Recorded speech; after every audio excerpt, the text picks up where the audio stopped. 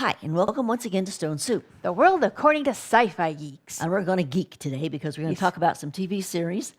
And we're talking about gimmicks, things that there are a lot of TV series that are based on premises that we don't see how you can stretch out to 5 or 6 years. Which is the general goal of most series. Because that's about how long it takes before it actually makes a profit. Or it used to be, who knows now. Or at least that's how long it took to be worthwhile to put it in syndication. But again, shows start in syndication now. But either way, it's still a goal most of them go for. I mean, you don't start a TV series with the idea in mind, we'll do 20 episodes and we'll be done. No. Maybe, well, unless you're British. Well, unless you're British. That could be different. But not in America, damn it. But that's right, not in America, damn it. This is the American way. Yes. The American way is to work your damn actors until they are dead. I mean, no, to work them thoroughly and get good stories out. Anyway, the point is... Yeah. But things like this season, Ringer. Okay, this woman assumes her twin sister's identity, thinking her sister is dead, but she isn't, only to find out her sister's life is even more messed up than her own. Okay, as a movie or a miniseries, you could do something really interesting with that. But how do you drag that out for 5, 6, 7 years and have it still be interesting? Why did she assume her sister's life? She was she saw something. She saw the mob do something, and she's supposed to testify. And she wanted to live and stuff. Yes. Funny how that works. Or another new series, Revenge. Haven't seen any of that. We only saw the pilot of Ringer, and it did not hold us. She doesn't even remember it. No. She wandered off in the middle of it to play cards on her computer. I don't remember even. And I loved Buffy, and this stars Sarah Michelle Gellar.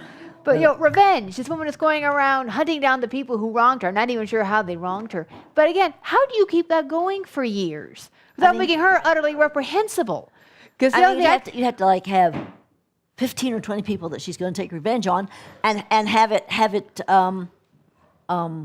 take 4 or 5 episodes, for each one. And again, that's going to be dragging out so much that it will become boring at best. Or worse, get weird. Yeah. Like she takes vengeance on the people that wronged her, and then that works so well, she's going to start taking revenge on people who wronged other people. Yeah. I mean, I don't know.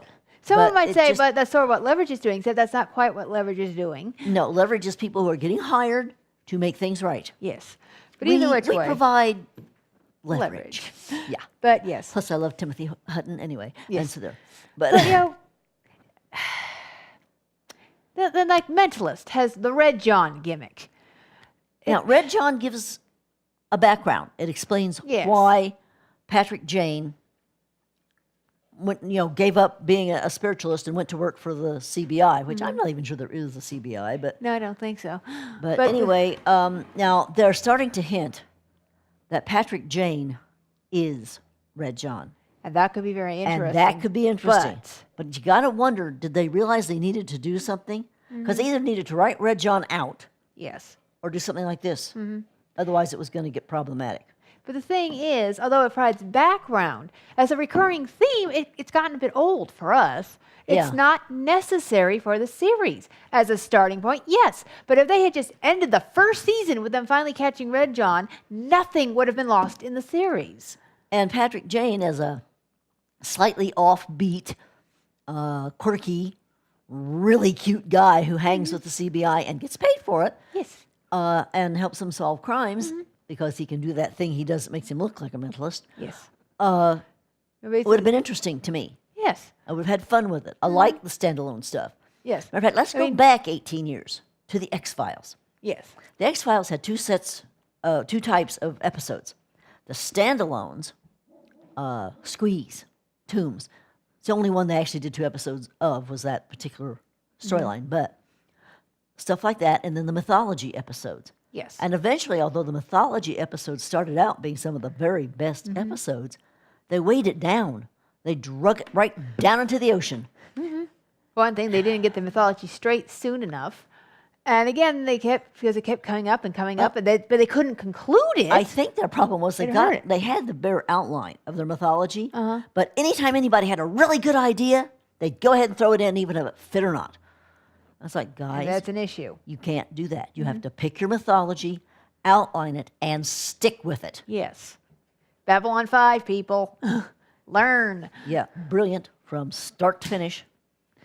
But of course, that's one of the other tricks with gimmicks. There's some that will work at first, but if you keep dragging them out, it hurts the show. But Smallville. Which leads us to Smallville, yes. No, I love Smallville. It was supposed to be growing up Superman. And And that was great for the first 4 years, at which point he was grown up. Yes. I mean, And they drug it out for 6 more years. We watched. We loved Tom Welling. We loved the show. Yes. But it was way past. I mean, they hung on to Lana like 3 years longer than they should have. Yeah, she's just supposed to be Superman's high school school sweetheart. sweetheart. After that, she should have just become a friend, a sort of background character, and been forgotten. Yeah. So to speak. So to speak. I mean, I could understand dragging it out just a few more years for his college years, because after all, he technically doesn't become Superman until he goes to work for the Daily Planet. But heck, he got through college in 1 year. I don't know how he did that. Yeah. I mean, it's one thing to say he's super fast and he can read super fast and he can take his tests super fast, but the teachers can't grade the papers that fast. Yes. I'm sorry. It's not just him. You know? Small issues here. But again, He had a time turner. Yes, he did. there Bet you you go. think. But again, the gimmick failed. Yeah. But and yet, I mean, right up to the last episode, there's marvelous things in there. Oh, yes. But the gimmick failed. It got to be stupid, creepy, boring, enough to make you want to slap somebody upside the head. Yes. If there wasn't so much lovely eye candy, Tom, what's his name, who did Oliver Queen? Justin something. Yeah. Just Justin Hunkalicious, yeah. But anyhow, the thing is, a lot of the crime dramas will have that particular gimmick, mostly in the form of the unsolvable case. Unforgettable. Oh, We've Lord. watching that. It's not a bad show, but she has that one day that, despite having the most perfect memory ever in the history of memories, the one day she can't remember when her sister was murdered. Now, that's an emotional thing. They are dealing with it as an emotional thing. They know she should be able to remember it. She knows she should be able to remember But it. that's just emotional. And woe she's there. already getting scraps of it back. So maybe if they're smart, they'll go ahead and at the end of the first season or halfway through the second, she will remember that day. But the And thing maybe of it she'll. is- And you want to give her some angst. She remembers that day quite clearly, and there's not a thing she can do about it. Not because the statute of limitations is up, because I think it was murder, Yes. but because the person who killed her sister is already dead. Yeah. So she can't do anything about it. But she remembers, so she's whole again. That kind of thing. But the thing is, why was it necessary to give her that? that. Why couldn't it just be the show that features a female detective who happens to be gifted and cursed with the perfect... With this freaky memory thing. And it would be a curse, because there would be times when you'd be saying, "Oh, shut up, brain." I don't want to remember that. I mean, don't why do need you to- need that bit But of it's not angst just in her memory, it's past? the Sherlock Holmes level of noticing everything. Yeah. She walks into a crime scene and she makes a point to just walk around and look at everything so they can use her memories later. So But again, why did she need to have this tragedy in her past? Why did she have to have this one blank day? What does that add? seriously. Nothing. And again, on to Castle, same thing. The gimmick of this writer following the cops around, that's not enough. The lady cop has to have this tragedy in her past. Yes. Her mom's murder that she has to solve. Which has not been solved in years and years and years. Again, okay, have her mother be murdered. That's one thing. But why do you have to have it as an ongoing case? Why? It doesn't add anything. If it had been solved at the time, she would still be eaten alive by it because, your mom getting murdered is not something you just walk away from, especially if you were a kid. No. Or just have it be one of the first cases that she solved, but it's still something that kind of haunts her. Yeah. Oh, that'd be good. And, if she solved it, she should be able to move on, but things remind her because she saw her mother get killed. Or I don't know, maybe she No, just she found didn't, her. no. She didn't see her. Did she find the No, body? no, she heard about it later. Ah, You know, maybe she's seen the crime scene pictures. That would well, yes. boggle your brain.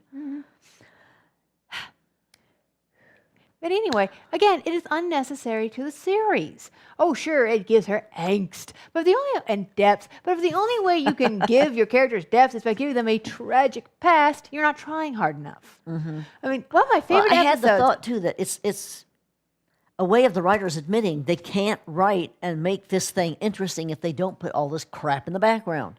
Possibly, yeah. I mean, one of my favorite episodes of Justice League Unlimited focuses on the Flash. When we actually, see him in his own city doing his yeah. own thing. And what we see here is that he's a good, kind man who got powers and realized, I need to help. He doesn't have this huge, tragic past like Batman or anything like that. He just happened to be a normal guy with a good heart, got powers, and realized, I can help. A good heart and a chemical accident. Yes. And got a bada bing, bada boom. And that doesn't and make he him- does, and he doesn't just grab criminals. He's helping the lady paint her fence. He offers advice on pain meds, And liniments. liniment type pain meds, to I think it was a cab driver. Yes. Because nobody knows liniments like this man. He's just this really sweet guy. Who's And just- that doesn't make him any less of a hero or any less interesting than Batman. As a matter of fact, it's a lovely episode because here's somebody who truly has a different background and story and attitude. You don't Because need the big tragic it past gets to go it out gets there. a little oppressive that every single one of these superheroes has daddy issues because or parent issues because their folks got killed in front of them. Or something. Well, Batman saw his parents shot down, and then Robin, whom Batman later more or less adopts, saw his parents murdered too. Now, Superman's parents had died, but he was just a baby, and he got adopted and raised by a good, loving Yeah, he couple. shouldn't actually be able to remember that. Yeah. He doesn't. Still. But anyway, you get our point.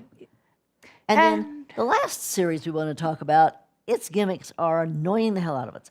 Terra Nova. Yeah. It's not enough that these people have to survive in the wilderness with dinosaurs. No, that's not No. interesting enough. When even the Vegisaurs are like 20 stories high and could accidentally kill you because they didn't see you when you stepped on you. Squish. Squish. No, we have to have the Sixers, some group that was apparently sent through in order to deliberately make trouble for Terra Nova. No But they aren't explanation even for why. giving us any kind of explanation that would make sense to us, not even a partial. And it's driving us nuts because it is so unnecessary. And stupid. Yeah, it comes mean, across why as would- stupid. I mean, why would somebody in 2045 give a damn what's happening back in the late Cretaceous? I mean, did they think there was something that they could get that would make them richer? Since, so far as we know, you can send messages back, but you can't send people or things. Yeah, you can't That seems a send little anything, unlikely. tangible back through, only sound waves, apparently. It- Not to mention that the Sixers don't have access to the gate anyway. Yeah. And the leader of the Sixers tells one of our lead protagonists, if you're smart, you won't listen to him, you'll listen to me, without ever giving him one tiny bit of Tiny- information why he should listen to her. Not the tiniest iota. In which case, it is not smart to listen to you, lady. You didn't tell me anything. If the writers had the brains God gave a gnat, which they obviously do not, they would have had her give him an explanation, That's my girl. and then later have it turn out that she was lied to. Yeah. It's not hard, people. Think. And then, just to add insult to injury, we have the other part of the storyline with the stereotypical teenage boy who is doing everything wrong. Yeah. And not because he's clumsy or stupid. a but little stupid. Well, a little stupid. But because he acts like a crazy teenager, and then now he's kind of helping the Sixers in order to get his girlfriend brought through. Yeah. This assumes that A, they can even get word back. Remember, B, they don't that- have access to the gate. B, that anyone back there would listen to them. Yeah. So-and-so is helping us, so could you please find such and such and send her through? Assuming, of course, that she wants to come without her family. Yeah. Yeah.